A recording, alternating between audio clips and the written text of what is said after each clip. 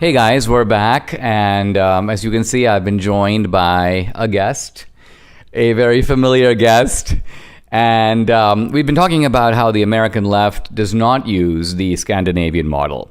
They seem to have a different model, and I think it's fair to say that their model is the Venezuelan model. Venezuela, like America, a prosperous country, an oil-rich country, a country that had an opposition, a parliamentary system, democratic elections, and suddenly it seems that all that prosperity, all those civil liberties, all down the tubes. Now, in Trump Card, you, Debbie, along with Gabby Franco, another Venezuelan dissident, outline a number of parallels between the left there and here.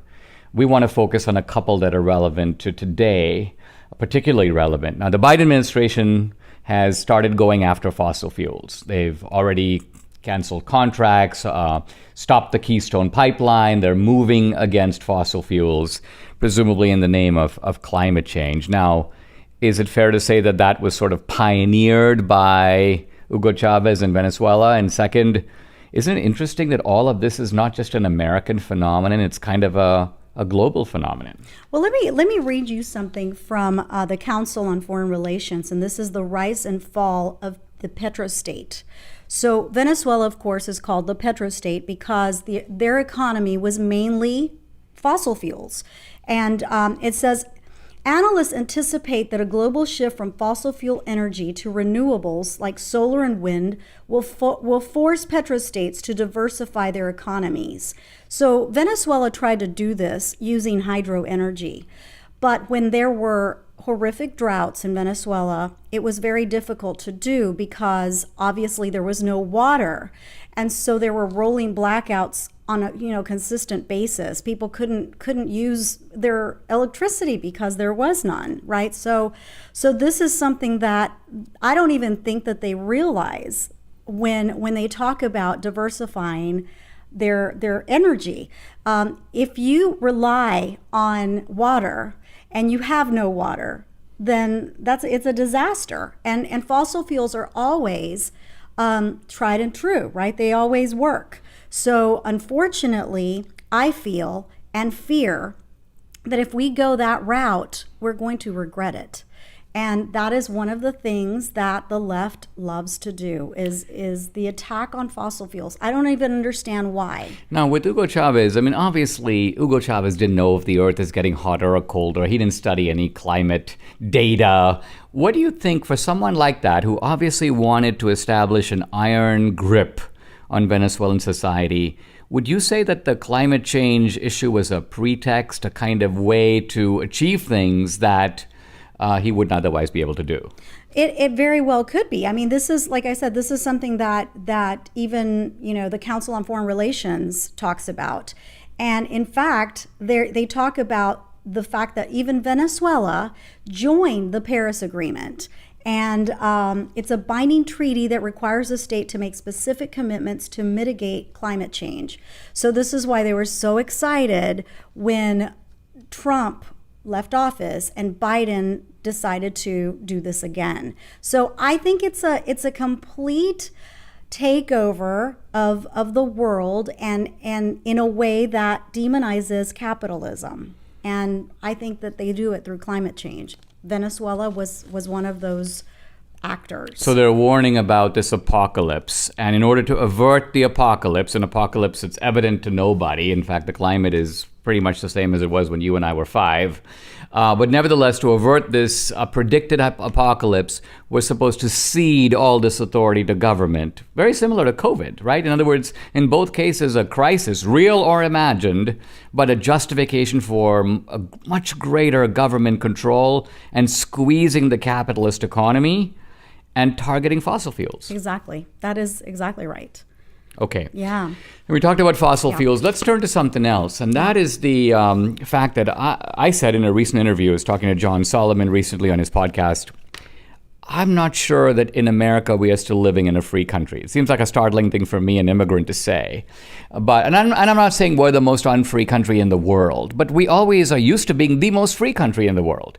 And now if you look at countries, there are many countries much more free than we are, at least in terms of our simple, basic ability to say what we think. Something that we all thought was, I defend your right to say it even if I disagree with what you have to say. This is America. I can have my point of view.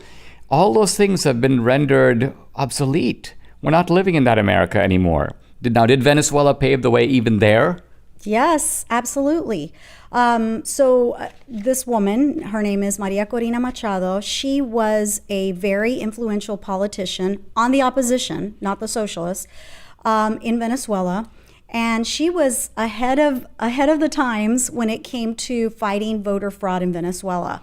She was such a hated woman by the socialist left in Venezuela.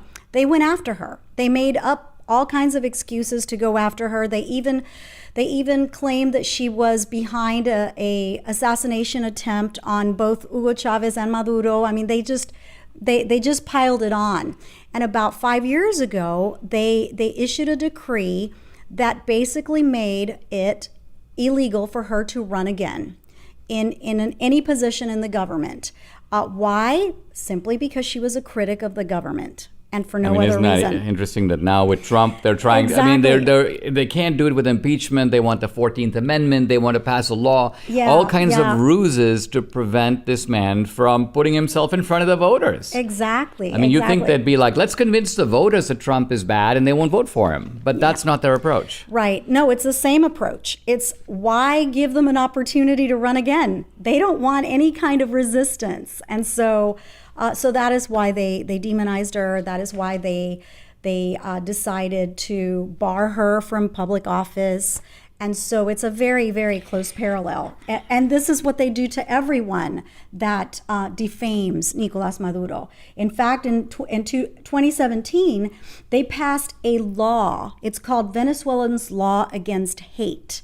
And basically it criminalizes any action that incites hatred, in their opinion, against a person or group. But this simply is a way to stop you from saying anything about the left or about the socialist regime. So this is not just applicable, obviously, to political candidates. You're basically saying this is a hate crimes law for the whole society. It is. In which they can shut you up. What I found fascinating we were talking a moment ago about this, and you were saying that by and large, the way this hate crimes law is carried out is people inform on each other by monitoring social media posts. They do. This is exactly what has been done now by the FBI to try to chase down everybody who went to D.C. for the rally with Trump. Not just people who went to the Capitol, but people who just went to the mall, outdoors, to register their point of view. So talk about this hate crimes law and how it is enforced. Well, basically, it's enforced because the opposition is not in charge, right? The regime is in charge, and so the election that just happened, basically all of the National Assembly is now socialist, right? And so the election was widely considered a sham by the opposition. And even the human rights groups, and most Western democracies also believe that. But it gave control of the assembly to the socialist, and that is basically the last part of the national government. Their way of stopping any kind of opposition to the government, and so they suppress dissent by sending their colectivos to people's houses. So if they find out that they are saying anything against the government, they send these colectivos, which is a group of thugs, criminal thugs. Kind of Venezuela's Antifa. Venezuela's answer, yes, exactly. They go and they intimidate them. In some cases, they hurt them. So, but they look through Facebook posts, they look through Twitter posts, anything like that, where they jail people and with no due process. They leave them in jail and they stay there for a very long time. What I find interesting about all this is that the Venezuelans could, they could basically say, we're a tyranny, we're not going to have any elections anymore. I find it interesting that these socialist states they want to go through the process of having an election. They want to make it seem legitimate, and they also want a token opposition that is ineffective. I say that because I think that's the goal of the Democrats here. This is why they love Romney types. They want graceful losers, people who put up a fake fight and then fall on their face.